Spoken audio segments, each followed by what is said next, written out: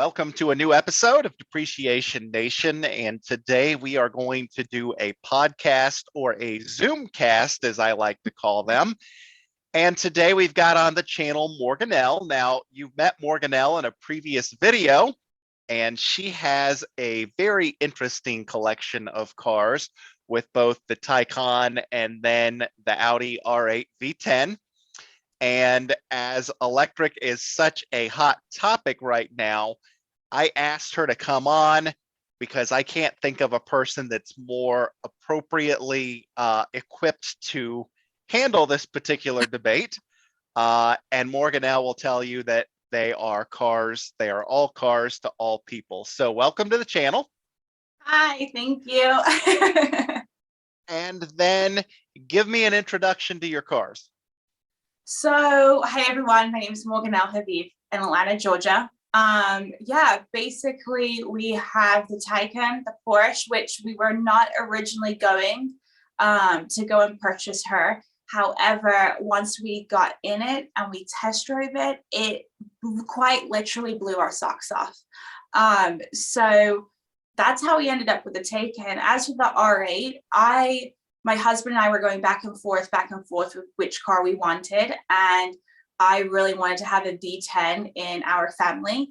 I don't know, there's just something from when I was a little girl and I was watching Top Gear. Richard Hammond and the group, they would always push V10, V10, V10. And, you know, as we're seeing now, a lot of the cars, they're starting to trickle down and stop creating some of these motors. And that to me is like super sad and really disappointing. So I'm hoping to keep her forever in the what if chance that they completely decide to stop making the V10, you know. So I think that would be a great, not only as an investment, but, you know, for personal pleasure, it's so much fun to have. But when you're comparing the Taycan versus the R8 in terms of engine, I mean, one is an engine, right? And one is technically, I mean, what would you even call that? It's not. It's thrust. It is thrust. Electric. Right? We were like the second channel in the United States to bring content on the Taycan when it released last year, thanks to Roman with Perimeter Porsche in Atlanta. I have stated this a number of times, but if you have not experienced that car, you don't know what we're talking about. And the reason that I say you don't know what we're talking about, and the reason I wanted to have this whole conversation as we were discussing prior to the call, I was probably the biggest naysayer of electric cars 3 years ago. Right. And we had the Nissan Leaf, which has gotten much better, and we drove one recently, and they are a hoot at a very low price point. But a large proponent of the argument against electric is that the car lacks a soul until you set foot in a Taycan. Correct. And that car is so ridiculously quick that you cannot comprehend just how quick it is. So Correct. I want to throw that into the mix when we talk about the R8 and we talk about the Taycan, because the Taycan, as she said, it knocked their socks off, and that is just about the experience that everybody has the first time they sample one. No, and that's exactly it. When we were looking at different vehicles, the sales rep, he basically was like, just get into this car. Let me just, you know, let me try it with you. A lot of people haven't gotten it yet. We were one of the first in Atlanta to get them. And he was like, this one's just came right off. We're like, okay. But we weren't into electric, right? And it's exactly what you said. And because of a lot of other cars that are in comparison to the Taycan now, it lacked sex appeal to me and to my husband, and that was truthfully it. If you see the Taycan, the way that she curves in the front with her headlights, it almost looks like a Viper.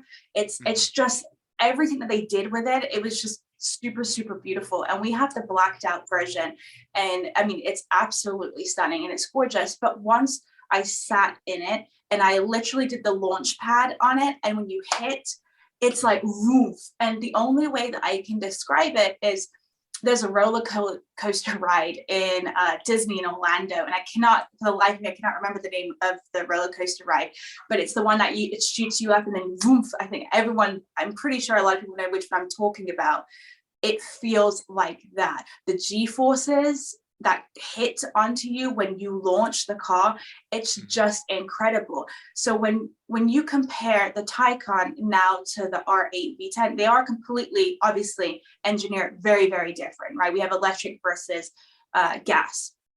And the situation with the V10, I love it because sometimes I do really miss the sound. I miss the roar. We have an exhaust on ours, so I really miss hearing that and the rumble and like the smell. And there's certain elements, right, that I miss. So if you are in a position, of course, that you can get both of them, or tickle the itch, I definitely think the Taycan should be an everyday drive. And you can, I don't know, maybe hang out with your friends who have the V10s or whatever it may be, go to the Porsche Experience Center and test drive that, and to get rid of that itch. But if for me, when you compare them, I am now team Taycan and electric. Some of the electric vehicle lineups that are coming up to me, like the GMC Hummer collab, it's just extraordinary. It's so cool what some of these cars are going to be able to do.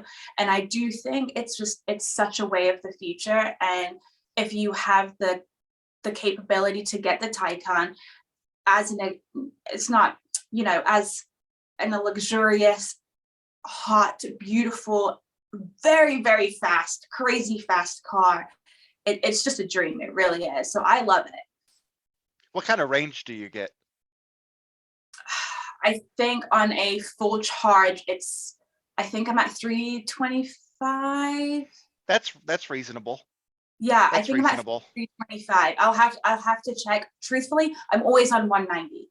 Okay. And it never is, and I'm not entirely sure what I'm always at 190, and then it'll go down to 130, and then I put it back on the charge overnight, and then I'm back in that 200, 190, in that range. I will say my house is 100 years old, so it actually wasn't even the electricity. I can't think of the name of it, but the electricity was not up to code with what the charging port actually needed, the voltage. So I had to completely change out my whole voltage on my garage and get a whole new system in my basement where everything is electric wise is geared towards. And I had to change that out, and that was an expense that cost me around $2,500 to do that. But usually it should only cost you, my understanding is $500 to $675, because you do have to do a voltage switch. So I did have to, and I had to run a very long cord because my garage is detached from my home. So that is something when you're buying an electric car and you want a charging station in your home, that is definitely something that you need to take into account. But if you have a home that is, I think it's like 80s and above, you should be okay. Yeah, so that's definitely something. But you do get 3 years free of charge at some of the different locations here where I'm located. I'm in the city, so I can go to like Whole Foods and charge, and the Lenox Mall right here and charge her for free. There's different sites that you can go to charge for free. And I'm also starting to see now on your, let's say, for example, you're going to drive from Atlanta to Miami, there is the navigation system it will take you and will calculate when you need to stop per your charge. And there are places en route, so I can make it from Atlanta to Miami right now. Awesome. I haven't done it. I'm still very scared to do it. So I definitely think that there are still some obstacles with an electric car.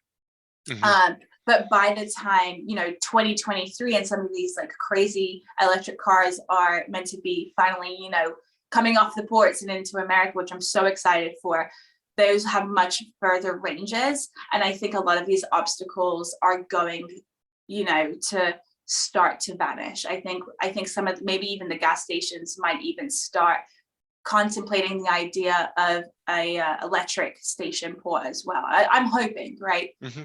I completely agree with you. And last question, what cars are currently on your radar? Oh, so definitely the Cayenne GT. As a mother, I wanted a bigger car. I want a bigger car. I do have an SUV for my children, and I love it, and it's a great, great, great car. However, I want to know that I have power in my car, and more power than the person sitting next to me. Doesn't mean I'm going to use it. I will not use it, especially not with my children in the car. But I do crave that. I guess you can call me a bit of a speed head on that one. And then, or power head, with knowing that I have that power in my engine, and I really, I'm on the list for the Hummer GMC collab, the EV. Nice. Yeah. So I don't know if you've seen that car, but it does a crab crawl. I mean, it's the way it charges. It looks like the movie The Transformers. And it reminds me of a Transformer car, the way it charges when you plug it in. It goes like the headlights charge, and they look like battery packs kind of, and they go zoom, zoom, zoom, zoom. And it just, everything to me about the Hummer, it's the American dream for me. I'm English, and a Hummer for me is a part of my American dream. Oh my gosh, I cannot, no, stop. So, it's, for me, the Hummer means America, the American dream. And when they discontinued the Hummer, honestly, a part of me kind of was really, really bummed out that not that I couldn't then get a vintage Hummer, but I couldn't have that full experience. So when they announced that they are making the collaboration, my heart literally fell into my stomach, especially because I actually used to work at GMC. And I was so excited, and I cannot wait to get my hands on that car, because that for me is a part of my American dream that I'm going to be able to now, fulfill. So I'm really excited, and it's electric, and it's an SUV. Yeah. So very exciting, folks. Stay tuned. Who knows what we'll see next?